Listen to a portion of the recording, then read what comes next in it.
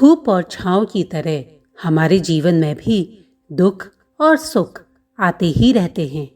हमें ऐसा लगता है कि हमारे जीवन में हजारों दुख हैं, लेकिन वास्तविकता में देखा जाए और आंखें खोल कर देखा जाए तो हमारे जीवन में सिर्फ एक ही दुख है। और वह दुख है क्या? इस कहानी के माध्यम से हम समझेंगे कि हमारे जीवन का एकमात्र दुख क्या है और उसका समाधान कैसे किया जा सकता है। तो अपने दुखों का निवारण पाना चाहते हैं तो इस कहानी को अंत तक ज़रूर सुनें। अगर आपको ये कहानी पसंद आती है तो मेरे चैनल को सब्सक्राइब ज़रूर कीजिएगा ताकि मैं आपसे जुड़ सकूं। तो चलिए कहानी शुरू करते हैं। एक गांव में सबल नाम का एक आदमी रहता था। वह बहुत परेशान और दुखी था। वह अपने जीवन में कुछ भी नहीं कर पाता था। जो भी काम करता उसमें उसे असफलता ही मिलती। इस कारण वह जब देखो बहुत परेशान और उदास रहता था। उसके घर वाले भी उसे बात बात पर ताने मारा करते थे और कहते थे कि देखो दूसरे ने तो क्या क्या कर लिया और तुम कुछ भी नहीं कर पा रहे हो। वह बाहर जाने से भी घबराता था क्योंकि लोग उससे पूछते थे कि तुम क्या कर रहे हो, और उसे यह बताने में बहुत शर्म महसूस होती थी कि वह कुछ भी नहीं कर रहा है। वह कोशिश तो बहुत करता था, लेकिन उसकी कोशिशें कभी भी सफलता में नहीं बदल पाती थी। इस कारण वह दिनों दिन परेशान होता जा रहा था और दुखी रहता था। उसे ऐसा लगता था कि वह इस धरती पर बोझ है, अपने माँ बाप के कंधों पर एक जिम्मेदारी की तरह है। कभी कभी तो वह मरने की भी सोचता था। वह जब भी अकेले में बैठता तो रोता, गिड़गिड़ाता, उस ऊपर वाले को कोसता कि उसने उसके जीवन में इतना सारा दुख क्यों दिया है। एक दिन उसने देखा कि नगर में एक गुरु आए हैं और वह दुखों के ऊपर अपना प्रवचन दे रहे हैं। गुरु कह रहे थे कि दुख एक गुरु की तरह होता है जो आपको जीवन में बहुत कुछ सिखाता है। दुख आपको सिखाता है कि जीवन को कैसे जीना है।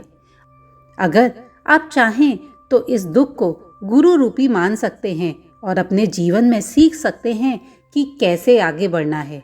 और अगर आप इस दुख में ही डूब जाएंगे तो आप अपने जीवन को बर्बाद कर लेंगे। सबल यह सब बातें सुन रहा था और जैसे ही गुरु ने अपना उपदेश खत्म किया, सबल बोला, दुख कुछ भी सिखा के नहीं जाता। दुख बस परेशानी और पीड़ा देके जाता है। दुख के सामने मृत्यु भी छोटी लगती है। दुख कष्ट, परेशानी और कुछ नहीं देता। दुख से आप कुछ नहीं सीख सकते। दुख से बस पीड़ा होती है और कुछ नहीं। गुरु ने पूछा, तुम्हें क्या परेशानी है? सबल ने अपनी सारी बातें बता दी और कहा कि मुझे लगता है आपके पास मेरी परेशानियों का कोई समाधान नहीं।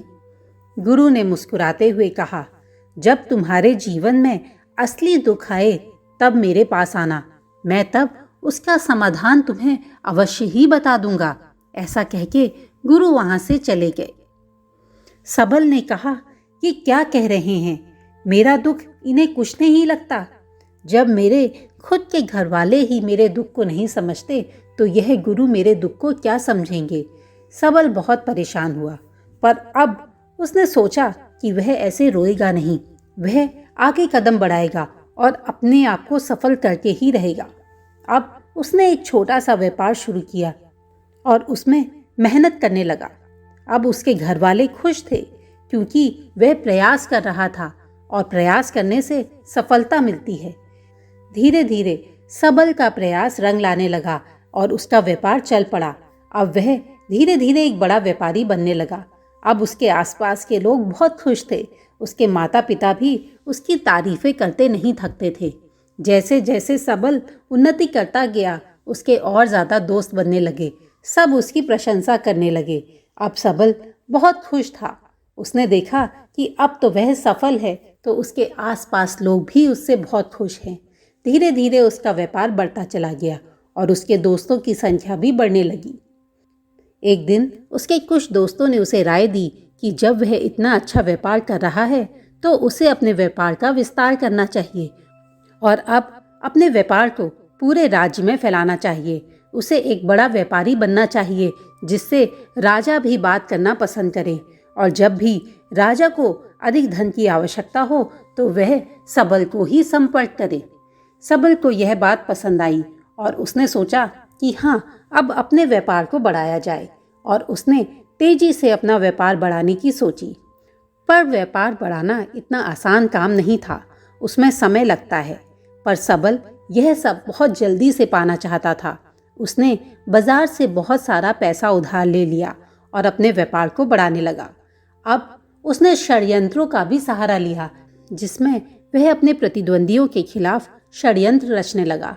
उसने जल्दी से धन कमाने के लालच में अपने माल की गुणवत्ता को भी गिरा दिया और ज़्यादा धन कमाने की लालसा करने लगा। अब उसके जीवन से सुख खत्म हो चुका था, क्योंकि वह जब देखो आगे बढ़ने के विचारों में ही डूबा रहता। ना तो ढंग से नींद आती, ना ही अपने घर के संसाधनों का इस्तेमाल कर पाता। जब देखो इन्हीं सारी बातों में उलझा रहता था। एक दिन जब वह जा रहा था तो उसे वही गुरु दिखाई दिए।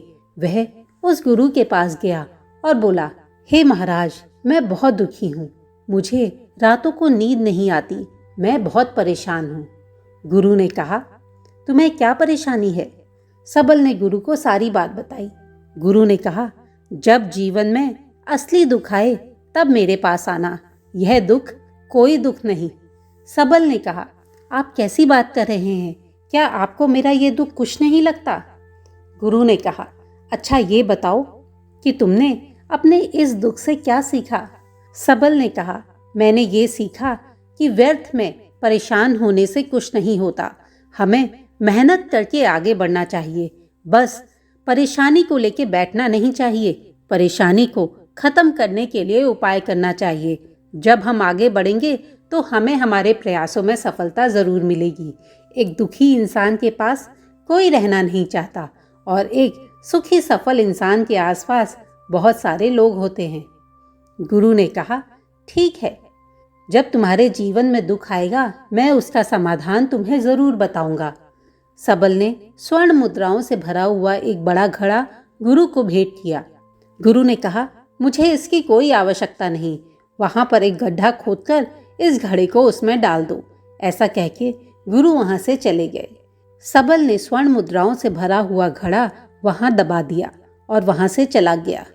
धीरे धीरे सबल का व्यापार डूबने लगा। उसके कर्म उसके सामने आने लगे और उसका सारा व्यापार खत्म होने लगा। पर सबल निश्चिंत था। उसने सोचा कि मैंने तो धन अपने मित्रों से ही उधार मांगा है, मैं उन्हें वे आराम से चुका दूंगा और अपना व्यापार दोबारा से जमा लूंगा। लेकिन सबसे पहले उसके दोस्त ही थे जो उससे धन मांगने लगे और उसको धमकाने लगे कि अगर वह धन नहीं देगा तो उसे मार डालेंगे। सबल की सारी धन संपत्ति नीलाम हो गई। अब वह सड़क पे आ गया। वह अपने माता पिता के पास गया तो उसके पिता ने कहा कि मैं इस समय तुम्हारी कोई मदद नहीं कर सकता, मेरे पास बस यही थोड़ी सी संपत्ति है। अगर मैं यह भी तुम्हें दे दूंगा तो तुम इसे भी खत्म कर दोगे, फिर मैं तुम्हारी माँ को लेकर कहाँ जाऊंगा? मैं तुम्हारी मदद तो करना चाहता हूँ, पर इस समय मैं बहुत मजबूर हूँ। सबल यह सुन के बहुत दुखी हुआ। उसे लगा अब तो जीवन में कुछ बाकी ही नहीं बचा, सब कुछ खत्म हो गया है। मेरे दोस्त, मेरा परिवार, कोई भी मेरे साथ नहीं खड़ा। जैसे ही मेरी सारी संपत्ति खत्म हुई, मेरे साथ कोई भी नहीं। अब तो मैं अकेला हूँ। अब जीवन में कुछ भी शेष नहीं बचा। वह मरने के लिए जा रहा था। जैसे ही वो खाई के पास पहुंचा, उसे गुरु की बात याद आई कि जीवन में जब असली दुख हो तब मेरे पास आना। सबल ने सोचा यही मेरे जीवन का सबसे बड़ा दुख है, और तुरंत गुरु को ढूंढते हुए गुरु के पास पहुंच गया और अपनी सारी बातें गुरु को बताई। गुरु ने कहा, यह दुख नहीं है। जब तुम्हारे जीवन में असली दुख आए तब मेरे पास आना। सबल ने कहा, क्या कह रहे हैं महाराज? क्या यह भी जीवन का दुख नहीं है? क्या इसे भी आप मेरा दुख नहीं मानते? गुरु ने कहा, अच्छा बताओ, इस दुख से तुमने क्या सीखा? सबल ने कहा, हर कोई एक सफल इंसान के साथ रहना चाहता है। जब कोई परेशानी में होता है, मुसीबत में होता है, तो उस समय उसका साथ देने के लिए कोई खड़ा नहीं होता। असफलता में तुम अकेले ही होते हो। तुम्हें ऐसे बहुत कम लोग मिलेंगे जो तुम्हारी असफलता में तुम्हारे साथ होंगे, और अगर तुम्हारे जीवन में ऐसे लोग हैं तो उन्हें सदा अपने पास रखो, उनका सदा सम्मान करो। हमें कभी भी जीवन में षड्यंत्र नहीं करना चाहिए। अपने कार्य को ईमानदारी और मेहनत से करना चाहिए। ज्यादा लालच हमेशा परेशानी को न्योता देता है। गुरु मुस्कुराए और पेड़ के नीचे गड्ढा खोदने लगे।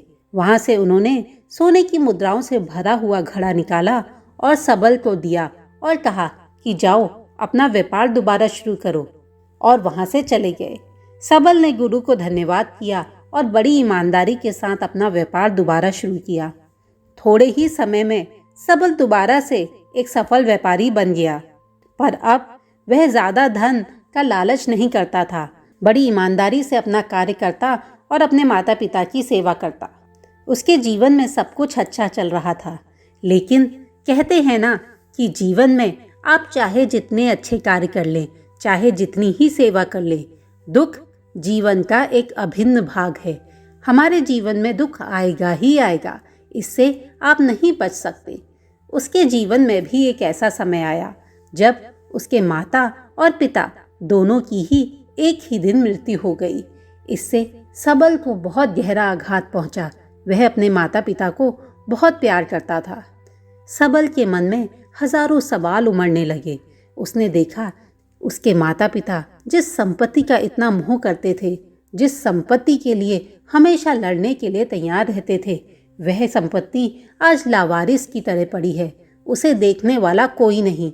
उसके पिता ने जो भी धन दौलत इकट्ठी की थी वो सब यहीं रह गई, और उसके पिता अब यहाँ नहीं है। यह सब देखकर वह बहुत दुखी हुआ। उसका मन बहुत बेचैन हुआ। उसे समझ ही नहीं आ रहा था कि वह क्या करे। तभी उसके मन में गुरु का ख्याल आया और वह गुरु के पास गया।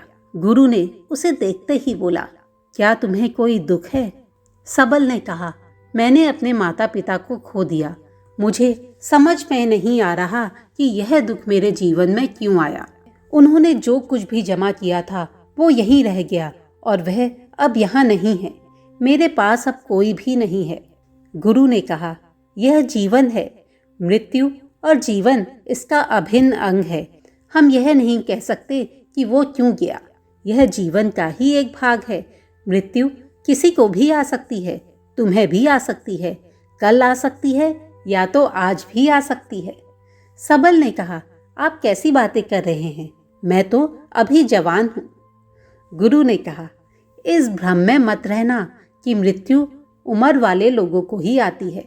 बड़ों के सामने जवान मर जाते हैं, बच्चे मर जाते हैं। मृत्यु का उम्र से कोई लेना देना नहीं है। उनकी बात सुनकर सबल चुपचाप वहां से चला गया।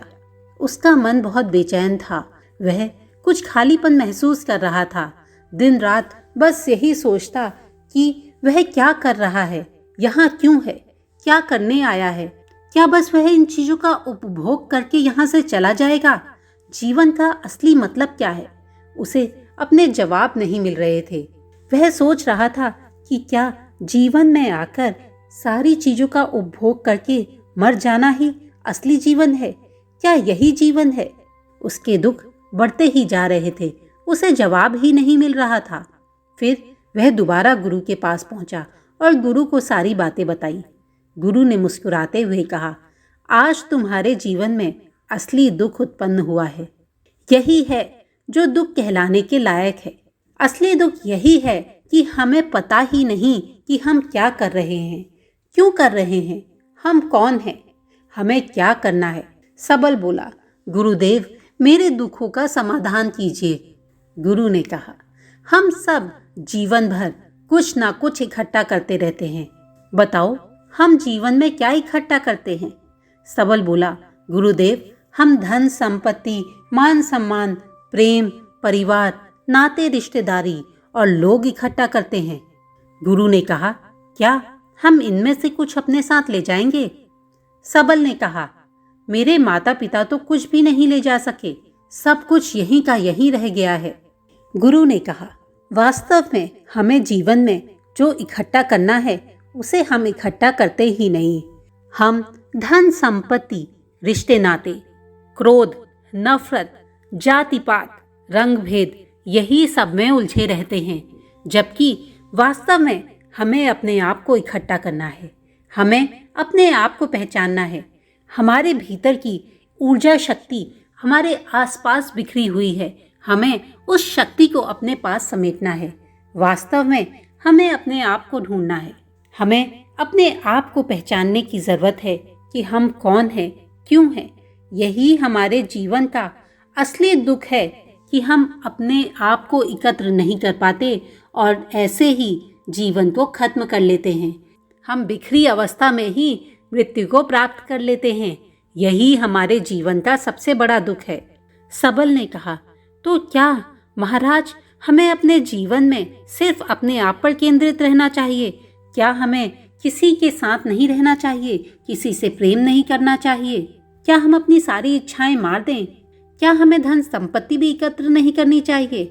गुरु ने कहा, तुमसे इच्छाएं और कामनाएं ऐसे ही निकलती हैं जैसे पहाड़ से पत्थर गिरते हैं। इस पर तुम्हारा कोई भी नियंत्रण नहीं है। तुम्हें सबसे ज्यादा नियंत्रण इस बात पे करना है कि तुम अपने आप पर केंद्रित रहो, अपने आप को जानो, अपने आप को समझने की कोशिश करो। जब तुम अपना पूरा ध्यान अपने आप पर लगाओगे तो ये बाहरी छोटे छोटे दुख तुम्हें कुछ भी असर नहीं डालेंगे। हम सब अपने छोटे छोटे दुखों में ही दुखी होते रहते हैं। आज इस बात पर रोते हैं तो कल किसी और बात पर रोते हैं। यह छोटे छोटे दुख कभी खत्म ही नहीं होते, पर वास्तविकता में यह दुख है ही नहीं। दुख तो इस बात का है कि हम अपने आप को नहीं जान पाते, हम अपने आप को नहीं समझ पाते, हम यह नहीं जान पाते कि हम क्या कर रहे हैं और क्यों कर रहे हैं। अपने अंदर की ऊर्जा को पहचानो, उसे संभालो, उसे एकत्र करो और फिर तुम्हारे जीवन के सारे दुख खत्म हो जाएंगे। हम जब दुखी होते हैं तो हम उस परमात्मा से बोलते हैं कि हमारे जीवन में इतना दुख क्यों है, हमें इतनी तकलीफों से क्यों गुजार रहा है, जबकि वह परम परमेश्वर हमें इन छोटे छोटे दुखों से निकालकर उस बड़े दुख तक ले जाना चाहता है, ताकि हम जान सकें कि हमारे जीवन का असली दुख क्या है। और वह दुख है अपने आप को ना पहचान पाना, अपनी शक्तियों को ना पहचान पाना, अपने आप को इकट्ठा ना कर पाना, अपने आप पर नियंत्रण ना कर पाना। यही हमारे जीवन का असली दुख है। पर हम इस असली दुख को नहीं देख पाते और उन तमाम छोटे छोटे दुखों को देखते रहते हैं। इसीलिए हम कभी भी असली मायनों में ध्यान नहीं कर पाते और इसीलिए मनुष्य कभी भी दुखों से मुक्ति नहीं पा पाता और हमारे जीवन में हमेशा यह छोटे छोटे दुख बने रहते हैं। जब आप अपने आप को जानना चाहते हैं तो आप ध्यान की तरफ आगे बढ़ते हैं और अपने आप को खोजना आरंभ कर देते हैं और तब आप सही मायनों में दुखों से मुक्ति पा लेते हैं। सबल ने गुरु को बहुत धन्यवाद दिया कि उन्होंने उसे वाकई में सही मायनों में दुखों से मुक्ति का रास्ता बताया। अब आप भी ध्यान की ओर आगे बढ़िए ताकि आप भी अपने दुखों से मुक्ति पा सकें। ये कहानी आपको कैसी लगी कमेंट सेक्शन में लिखकर ज़रूर बताइएगा। अगर आपको ये कहानी पसंद आई है तो मेरे चैनल को सब्सक्राइब करना मत भूलिएगा। ये कहानी सुनने के लिए आपका धन्यवाद।